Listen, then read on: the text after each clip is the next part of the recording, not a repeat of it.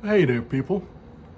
Before I do the video, I just want to get some things out of the way. I have a website called blackbycoloronly.com. I've been neglecting it for the past several months, but I'm hoping to get that fired up. And if you would like to check that out, see some of the things I've done in the past, I welcome you to go there and just check it out. Give me your critique on it. And hopefully I can get this thing rolling. Um, I know that a lot of my videos don't have a lot of pizzazz or anything like that to them. I guess that's not important. It's basically the message that I bring, but I'm hoping to, polish this up a bit, get an introduction, whatever, make it look like a real show or whatever. But, I guess that's not really all that important as long as you get the fruit of the message, So, and I guess that's all I had to say on that. But several years ago, I started a radio program on Blog Talk Radio called Black by Color Only. And the name of that program came from back in not 2000, but 1995. It was my 27th birthday, October the 16th, 1995. And an event happened in Washington, D.C., which is a city I'm very familiar with because I grew up there. It was an event that happened that year called the Million Man March. It was organized by Louis Farrakhan. And, a lot of people, they were like, oh, the Black Man March, the Black Man March. Oh, let's go to the Black Man March and everything.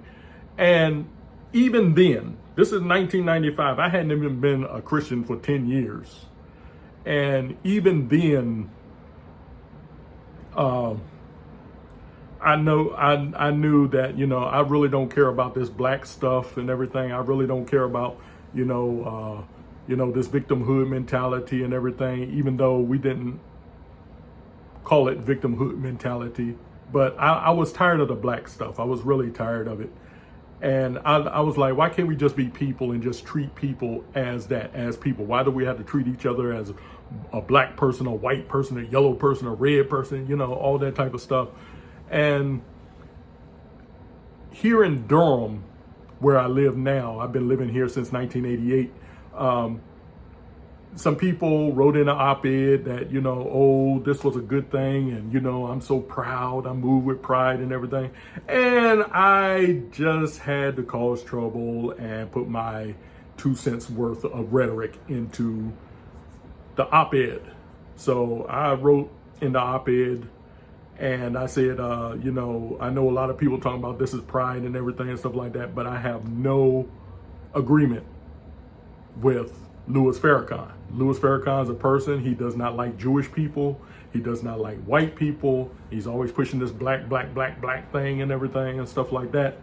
And that's something I have never really gotten into because, I remember when they pushed Black History Month on us when I was in the 6th grade in 1980, I was like, oh boy, why we gotta be doing this, and everything, and it's not because I hate being black. People like to throw out them gaslighting terms. Oh, you hate being black. You just don't like black people. How can you be black and not like your own race? Has nothing to do with that. And I don't understand why people don't see that. They listen. They listen with this instead of this or this.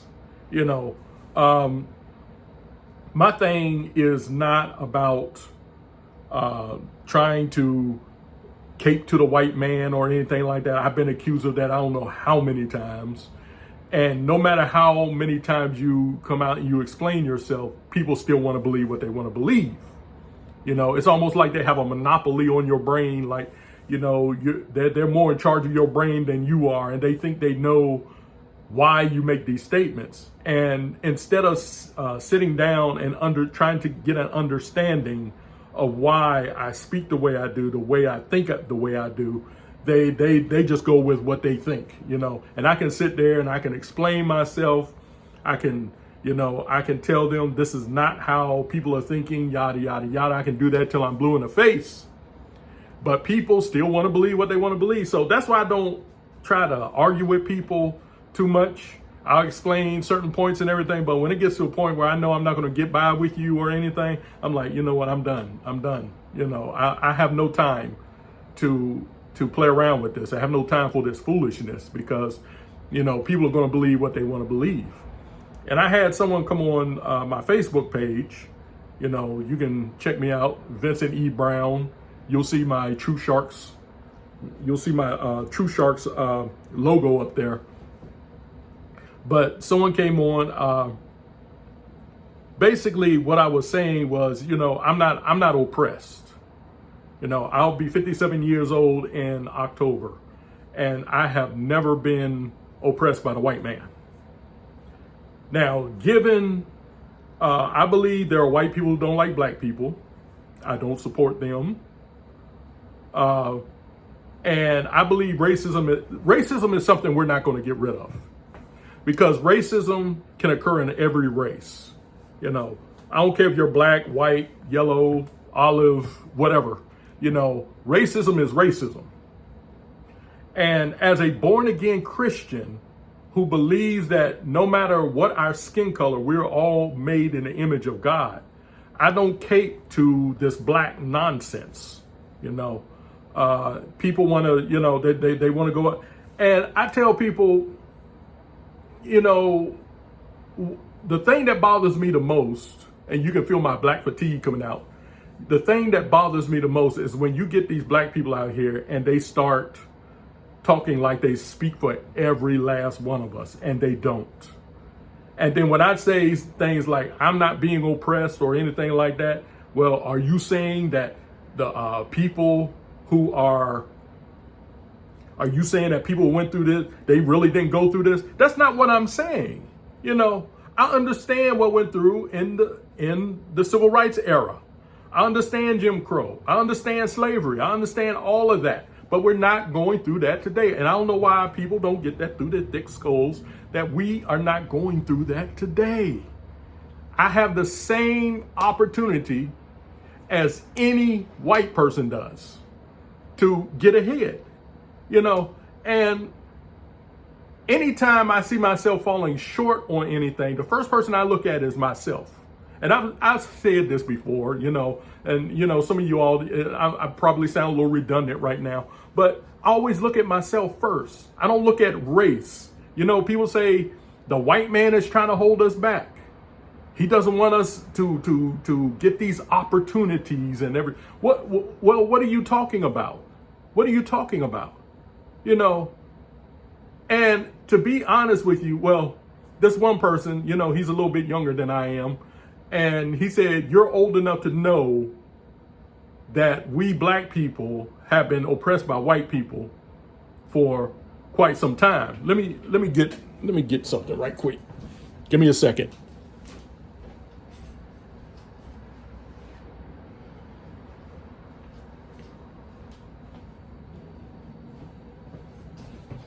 I was looking forward to doing this video before I got home. This is what I said on my Facebook page. I said, if systemic racism exists, it's not coming from so-called MAGA Republicans, whatever those are. MAGA Republican, what is that? Those who cry about it are the ones actually pushing it. I'm no more oppressed than anyone else, and it's this thing of systemic racism. And here's my frustrating point right here. When you ask people, can you give me an example? Can you give me an example of this so-called systemic racism? Let me get here. Okay, so this guy, he comes on here. He says, I don't care how MAGA pro-Trump you are You'd have to be blind, crippled, and crazy not to see these hoods are coming off a lot of people. I don't know what he means by that. Excuse me. Now, you too old not to see systemic racism when you look at what this country has done to black men and the message put out about us. What message? What message? Then look at black cities, schools all designed to fail.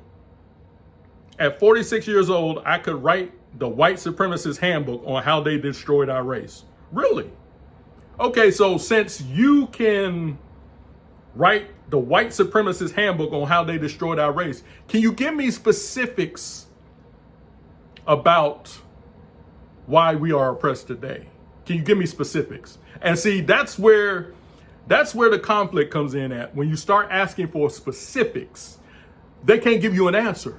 You see here, he says, you too old not to see systemic racism. Okay, well, show me where the systemic racism is. Show it to me.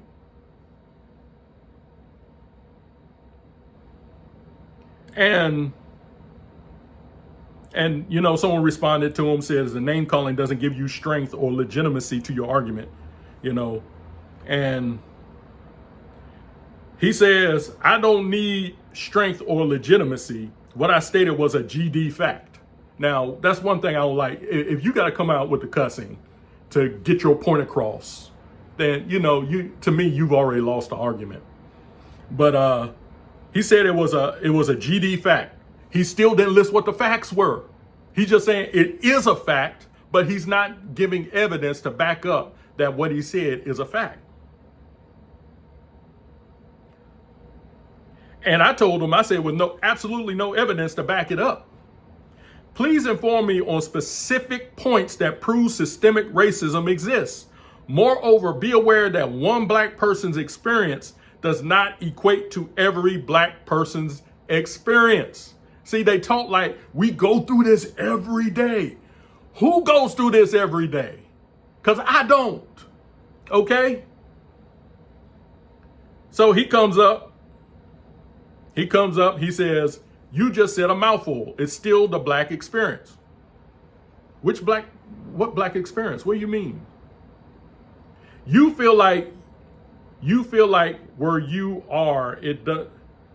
I don't know what he's saying here. He needs a grammar teacher, needs a spelling teacher. You feel like where you are, it doesn't affect you. What do you mean where I am? I'm not saying it doesn't. I'm not saying it can't affect me. I'm not saying that at all. And because it affects the rest, there's something we doing wrong. There's nothing stopping you, right? Yeah, I believe that. Yeah, you're doing something wrong. That's why, you keep talking this mess and everything. You're doing something wrong.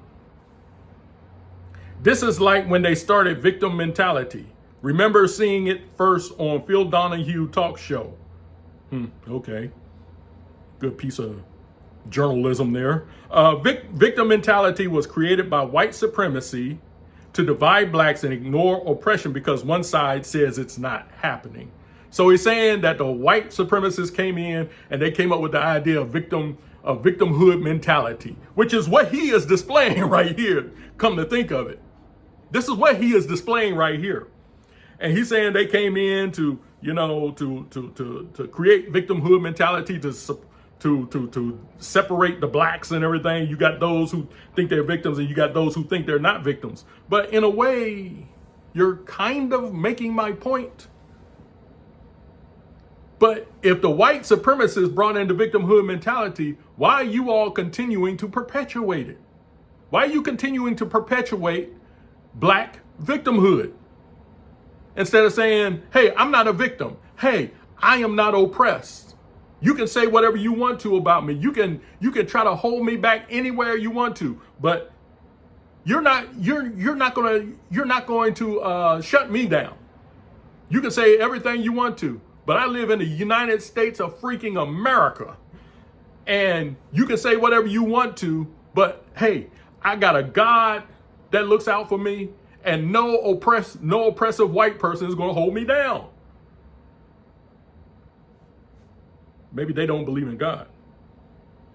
Okay, so he comes up, he says, now let's start from the beginning, kind of condescending.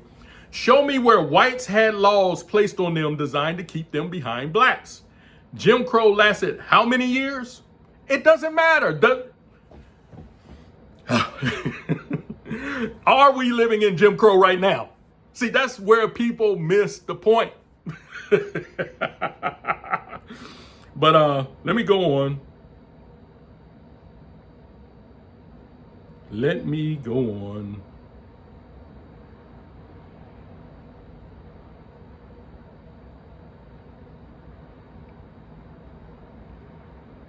Let me pull this up.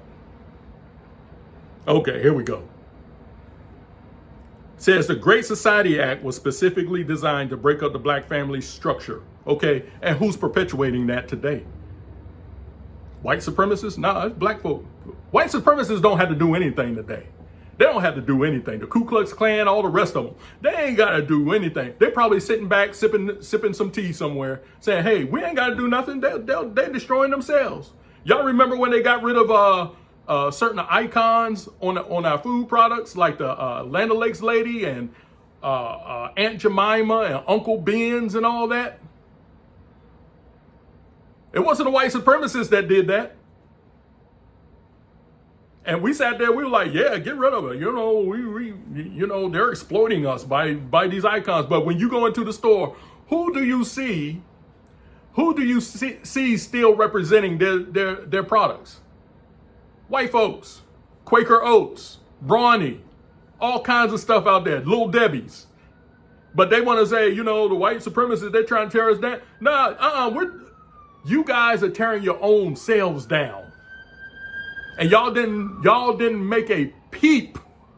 Y'all didn't make a peep when they took away these icons. And I'm telling you that, I'm gonna be honest with you, that cream of wheat guy, that was a heartache for me. When they took him away, I was like, y'all got to be kidding me. I remember growing up eating cream of wheat and looking at that box and that little black rascal grinning at me with that big old chef's hat on, as if to say, hey dude, hey, I made that just for you. I hope you enjoy it. But now we ain't got no cream of wheat guy. We ain't got no black representation as an icon on any of our food products. And guess what? It wasn't the Ku Klux Klan that took it away. It wasn't white supremacists that took that away.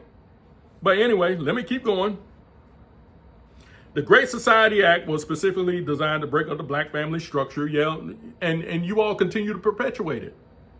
Why don't you all say, hey, wait a minute, the white supremacists, they're trying to tear us up. We're not going to let them tear us up. But y'all go for it gung-ho. But then when things go bad, you want to blame white supremacists. He says, show me where government intentionally put drugs and guns in white communities. Okay, now this is another sore point with me, and I've been hearing this for decades. Okay, let's say the government did put guns and drugs in our communities. And that's why we killing each other and why we're so addicted to drugs and everything. You didn't have to accept them. You didn't have to accept them. When I was in school, when I grew up in school, I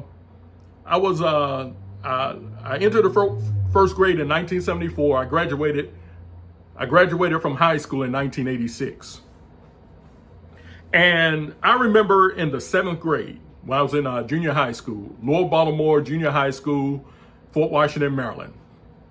It later became a middle school, and now it doesn't exist anymore. But anyway, I say all that to say this. I had a health teacher named Mrs. Quinn, and they showed us all these things about drugs and everything and stuff like that, like LSD, heroin, all this stuff. Crack, well, not crack, because crack hadn't, crack started like in the mid 80s. The damage from that started in the mid 80s, but this was 1980. And Mrs. Quinn, she was a little short teacher. She was kind of gravid because she was pregnant. She had her husband was our PE teacher, and they used to show us these films on drugs, and they used to give us these pamphlets about drugs and tell you, don't get hooked on them, yada yada yada. And when I read that stuff about drugs, I said, wow, that's horrible. I guess I won't do drugs. And I have never done drugs, never done heroin. I've never smoked a blunt. I've never smoked marijuana, never done any of that stuff because I said, this stuff is bad. I'm not going to touch it. And so, my thing is this, you all want to blame the government for the conditions that black people are in today. You want to blame them for that, but we're still accepting it. How many black drug dealers do we have out there? They're out there trying to make a buck and everything. They're out there trying to make a buck and they're trying to make victims of everybody. You're going to say that's a product of white supremacy? No, We weren't sitting around just innocent and everything, and then they put a gun to our head and said, "Sell these drugs, boy." They didn't do that. Okay, so that's a lame argument too. And it says after they put the drugs, then put laws to target blacks against same drugs they put into our communities. Folks, you make it like they planned this out, saying, "Okay, let's get them hooked on drugs, and then we can arrest them on those drugs." We can arrest them for, they talk about the crack epidemic and they say that was a ploy by the government to arrest black people. Well, I'll tell you this, if you weren't using crack, guess what? You wouldn't get arrested. And guess what? I've never been arrested for doing crack. You know why? Because I didn't do crack. Because I saw how loopy it turned our cities. I told you I grew up in Washington, D.C., and crack cocaine turned places like D.C., Baltimore, New York City, Los Angeles, turned them into literal zoos. Turned them into zoos. And you have black legislators who also enacted those drug laws. So you can't blame white supremacy for that. But see, he's coming from victimhood mentality, but he said, no, they made us victims. And okay, well. Says now that family completely broken down, then they move to the kids. Show absolutely nothing positive. Make everything they see negative to produce a negative result. Negative image, music, movies, TV shows, absolutely nothing positive. I guess you can say that about these black artists. We just had one win a BET Gospel Music Award named Glorilla. A woman who usually does raunchy rap songs and everything. So you're not going to these people and say, hey, you're making us look bad. You're making us look bad. Can you please stop doing this? You're making us look bad. Instead of holding our own accountable, we want to point to the white man. The white man did this to us. And it says, do I have to explain what they did to black cities and schools? Folks, you all do know that a lot of these large cities, they have black members in their city councils. Y'all do know that. Baltimore, Washington, D.C., they got black mayors, got black governors. And you're still blaming the white man for this? Please make it make sense.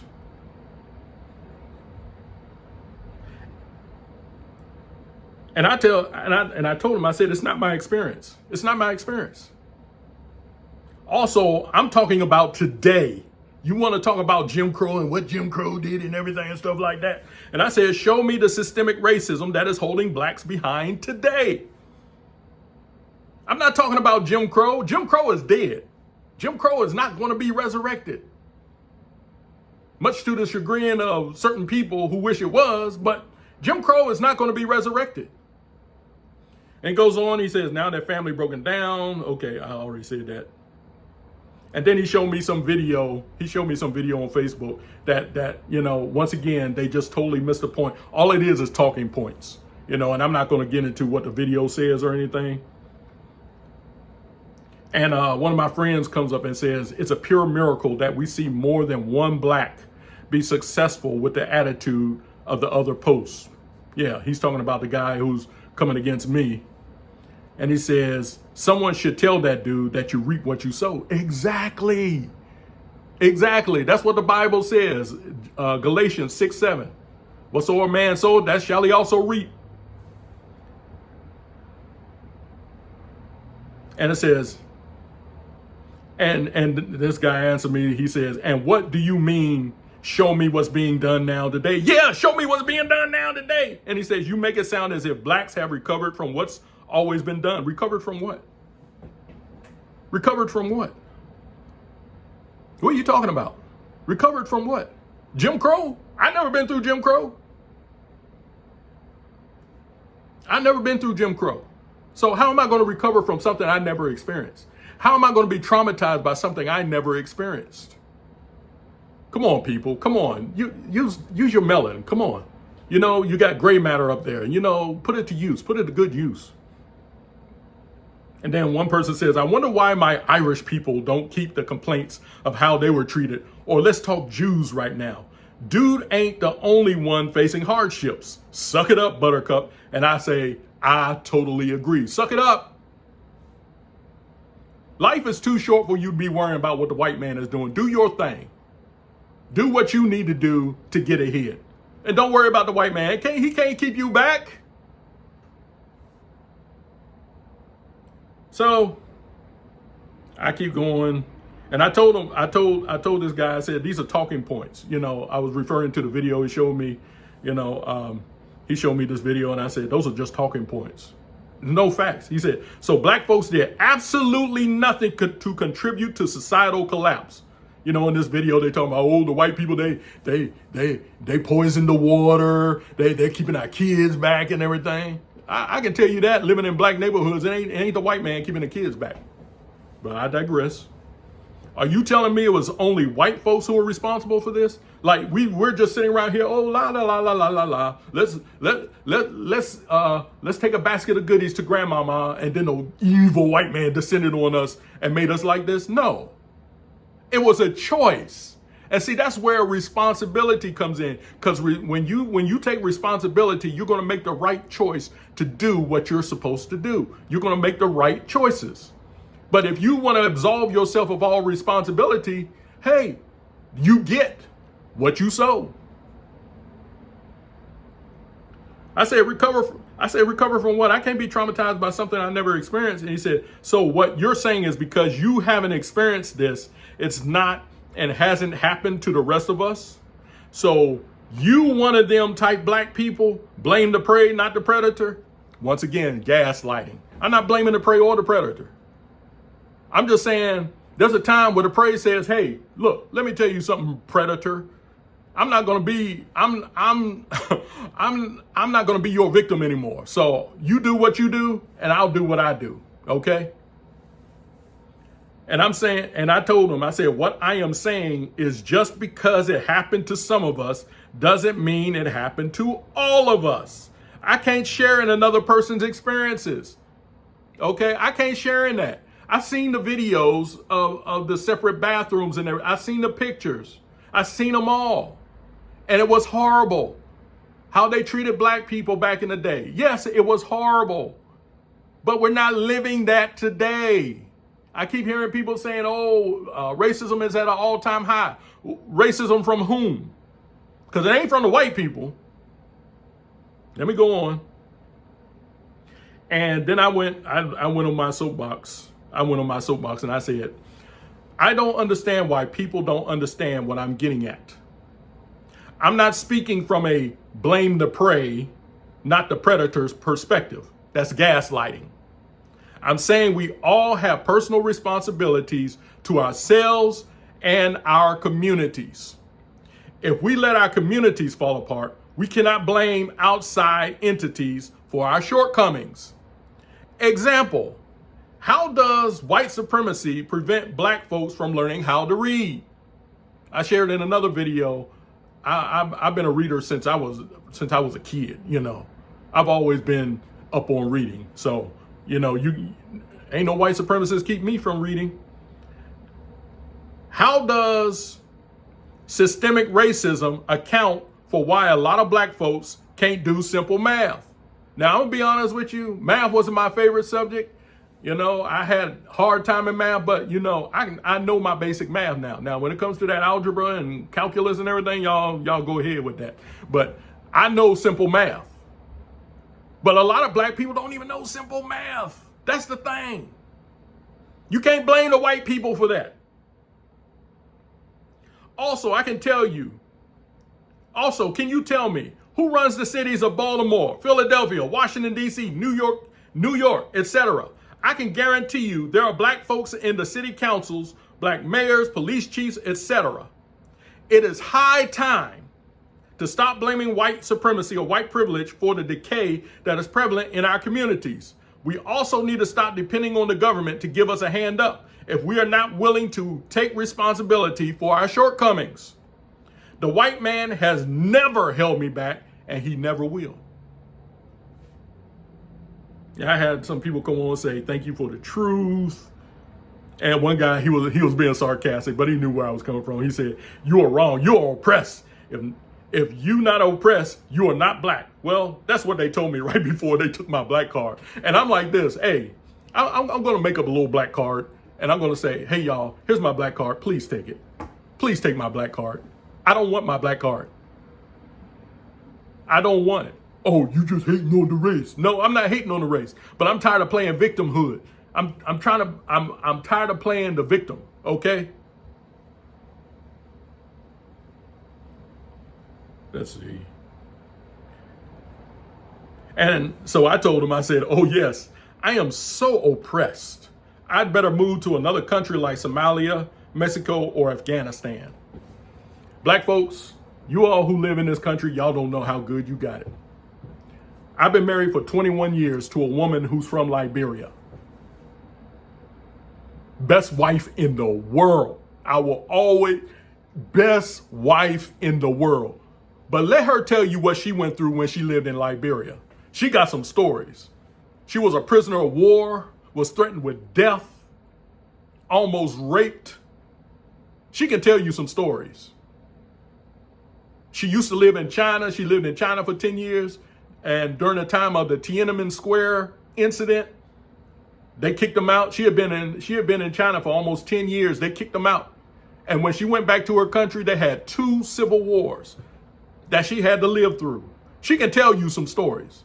And she's like, I don't understand the people in this country who live here, enjoy the very freedoms we have here. And they want to sit here and talk bad about this country. Yeah, the United States has its flaws. Every country does. We're not perfect over here. But the United States is the best country for you to live in right now. And you know it. And they know it too, because I don't see them trying to head out to another country. I don't see them heading. You know, you got a few people going back to Africa, but most of them aren't going back to Africa. They want to stay right here. Africa ain't building no walls to keep out the millions of immigrants coming into Africa. And these very people, they sit here, they whine, they moan, they talk about how bad this country is, but they do not want to leave this country. I wonder why is that? And every time I ask that question, they give me some runaround, you know. I mean, they do the Michael Jackson smooth criminal dance or whatever. But anyway. And one person said, I had to share, you know, good, share away, please do. And I had to make this straight. I had to make my point, my final point. I have never been held back from anything because of my skin color. Never. Now, did I have white people call me the N-word? Oh, yeah. Had 2 of them. I can remember 2 incidents where I was called the N-word by a white person. But black folks, oh my goodness. And I've said this before. People, they used to talk about my nappy hair. I remember when I was in 7th grade, this one dude, he said, Vincent, why don't you comb your hair or something? That old nappy hair. This was a black dude. Talked about my voice, talked about how goofy I sounded, talked about my walk, talked about how I looked. They said I was ugly and everything. These were black people. When I was growing up in the 70s and the 80s, these were black people criticizing me for how I looked. I remember in 1980, I believe it was 84, I was trying to get a job, and there was a classmate who didn't like me too much. And when I went into that job, I didn't know he was there. If he was there, I probably would have turned around and said, nah, I don't want to work here because I already know this guy hates me.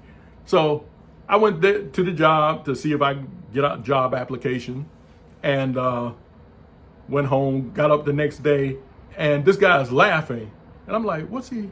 Said, hey, y'all, guess what? I was at my job yesterday, and guess who come walking in here? This N-word right here. I said, I didn't even know he was in there. Said, this little goofy N-word come up in here. And I said, so you're going to keep me from getting a job simply because you don't like me? He said, yeah, I don't want to work with your goofy butt. Black person. So don't give me this thing about the white man is holding us back. A lot of us are holding each other back. Crab in a bucket syndrome. See, one person want to get ahead, one wants to do better for themselves and everything. We want to pull them down. So y'all don't miss me with this whole victimhood thing. Miss me with that, you know. And I don't do this because I'm trying to be white and all that and everything. You know, a lot of people tell me that when I speak, you know, my words sound clear and everything. And, you know, some people say, oh, you're trying to be white and whatever. How can someone please tell me, how do you try to be white when you're already black? How do you try to be white? Because I never read a book on trying to be white. I never went to Amazon or the library and said, hey, let me look at this book on how to be white. I want to be a white person. Let me see how to change my skin to look white. No. I like to pronounce my words. I don't like the ghetto slang. And I'm not saying I'm perfect with my grammar and everything like that, but I try to be as perfect with my grammar as I can be. I try to speak clearly. I want people to understand what I am saying because I have this kind of voice. And, you know, if I don't enunciate my words, a lot of times you're not going to understand, you know, what I'm saying. I don't know if that has to do with me having a speech impediment when I was a kid. My mom told me I didn't start talking until I was 4 years old. And, well, just ask my wife. She said, well, then you probably you'd have more than made up for lost time since then. So, but I just try to do what's right. I try to obey the laws. I've never been pulled over by a police officer and told to get out the car and thrown to the ground and me putting my back and everything. And look here, you N-word, I'm gonna let you know something. You come to the wrong neighborhood. Nah, I've never had that. Every time I've been pulled over, I realized, hey, I broke the law. So, you know, I had to pay the fine. A couple of times they let me by, whatever. You know, but here it is going on 12 years since the last time I've been pulled over because I tried to obey the law. Okay. And I haven't been perfect in that. You know, I have tended to go over the speed limit and everything. But you know what?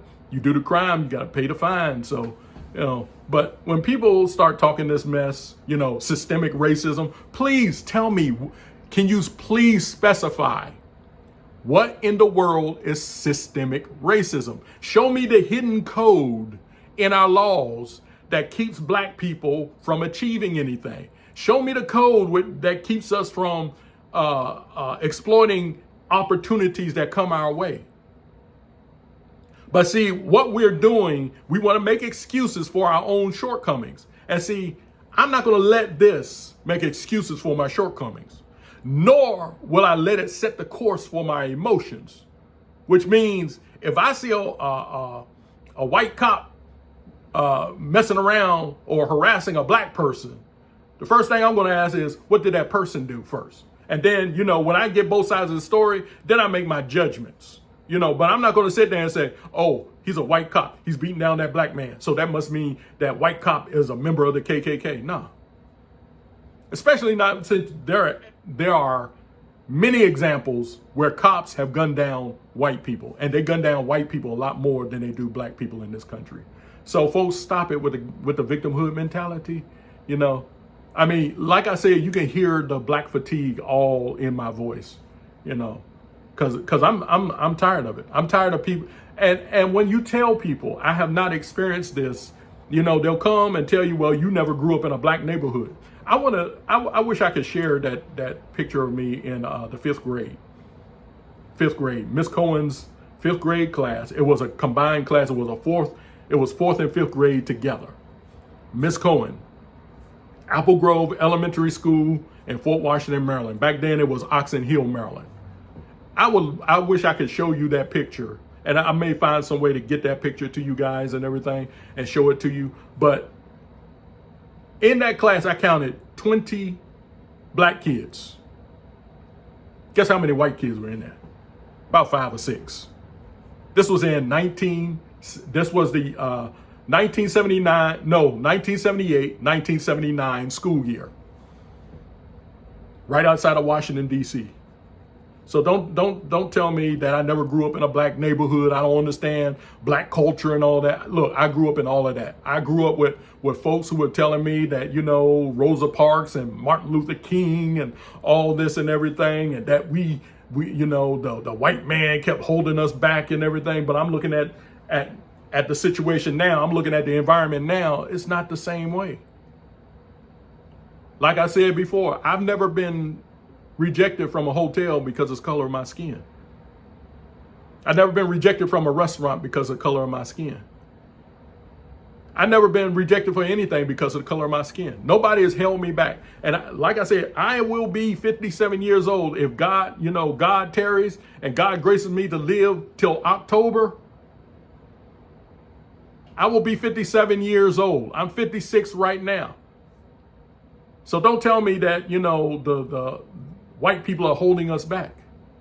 No, you're kind of caught up in your own brain. You're chained in your brain, and you think because of what you see on the news and what you hear from your folks and everything that they're trying to descend on us black people and kick us out. I watch TV shows and the black people on there like, yeah, this country's trying to kill me every day. Trying to kill you? Why are they trying to kill you? What makes you so special? Because I don't see myself as that special. I'm not that special. That they're trying to kill me. I don't want to be that special.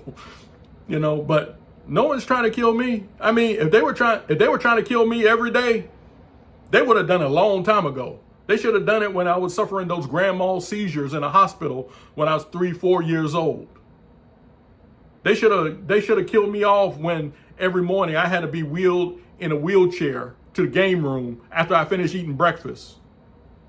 They should have killed me off when they looked on that CAT scan and saw all that brain damage on the CAT scan. So y'all don't give me that. And just as an aside, my mom told me every time they looked on that CAT scan, I had less and less brain damage. So some people think I'm still brain damaged, but I can't control what you think. So,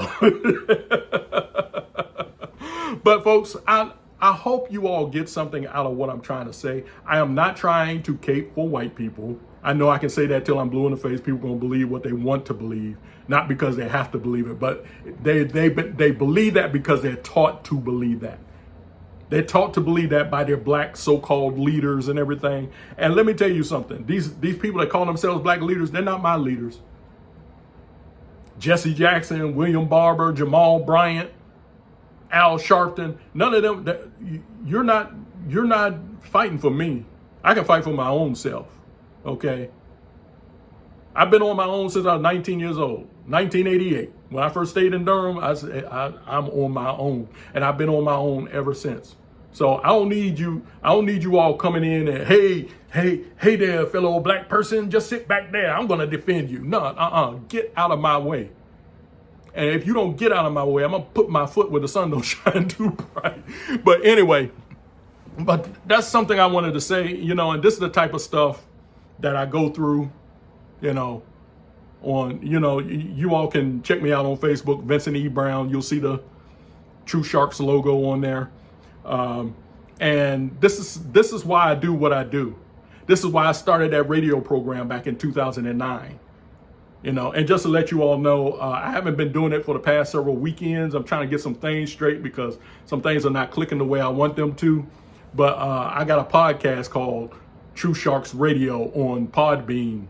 And if you go to Podbean, you can see all my past shows and everything. Check it out. And folks, I'm going to say something too. Let me just say this. If you come on my program or anywhere that I am and you critique me on something I may have said or done, please feel free to do so. As long as you leave out the cussing and the character assassinations and everything, just give me some good constructive criticism. Okay, you don't have, look, whatever pride I have, if you feel like you gotta hurt this pride, please hurt my pride. I'm gonna say it again real slow. Please hurt my pride, because I'm not gonna sit here and just continue in something that I know is not right. Okay, you know, we're all here. The Bible says that iron sharpens iron. Okay, you see something in me that is not right and whatever, feel free to let me know. Even on my videos, let me know. Come in and say, hey, Vince, I don't agree with this and everything. We can have a good little discussion and whatever. I have no problem with that. But please hurt my feelings. Please do. I beg you to hurt my feelings. Don't feel like, oh, well, how's he going to think about this? Bump how I feel. Don't worry about how I feel. Just go ahead, hurt my pride so that I can be corrected and that I can take according action. Okay. So, but anyway, want you guys to, really get something out of what I said. Don't believe it just because I say it or whatever, but check out what I'm talking about.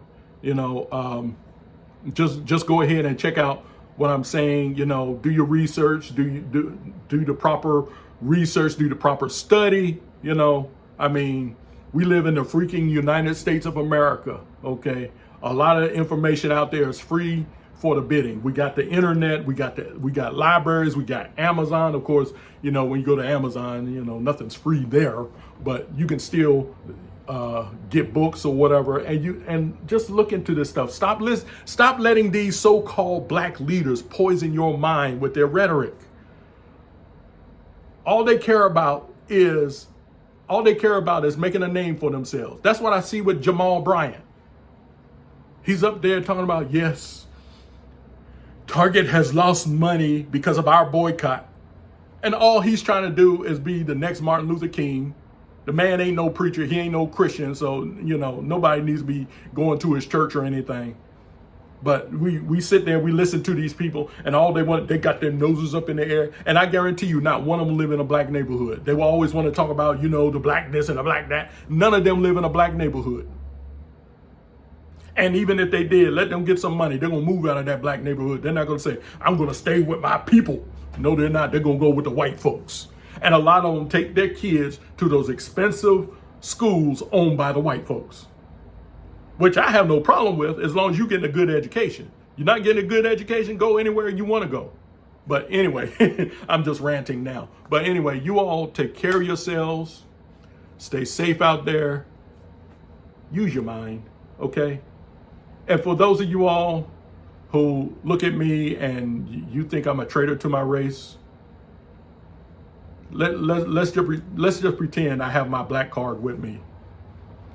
Here's my black card. Please take it away from me. I'm Vincent E. Brown. I'm signing off. And until the next time, I'll see you on The Rebound.